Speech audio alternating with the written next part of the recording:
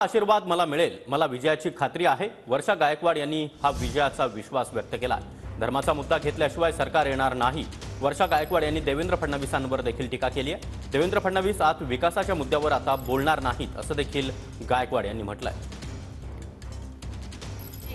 गर्दी तर वाढते पण आत्मविश्वासही वाढतोय. विजयाच्या जवळ जाते असं वाटतं तुम्हाला? नक्कीच ज्या तऱ्हेने सगळ्यांचा सपोर्ट मिळतोय आणि हर दुनियामध्ये एवढी मंडळी येत आहेत, रस्त्यात चालतोय, आम्ही कंटिन्युअसली पदयात्रा करतोय. त्यामुळे मला पूर्ण विश्वास आहे की जनताचा आम्हाला पूर्णपणे आशीर्वाद मिळेल.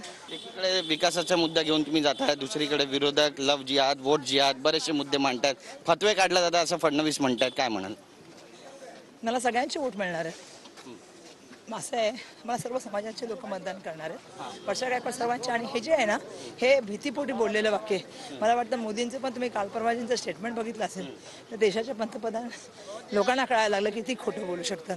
आज महाविकास आघाडीची पण सभा आहे आणि महायुतीची पण सभा आहे. कुणाच्या सभेमध्ये सगळ्यात जास्त गर्दी होईल? मुंबईकर कुठे येतील काय वाटतं? जिथे सत्य आहे, जिथे सगळ्या बरोबर घेऊन जाण्याची भूमिका आहे, जिथे देशाचं संविधान आहे आणि जिथे लोकशाही आहे, अशा महाविकास आघाडीच्याच मिटिंगला त्या ठिकाणी गर्दी असेल.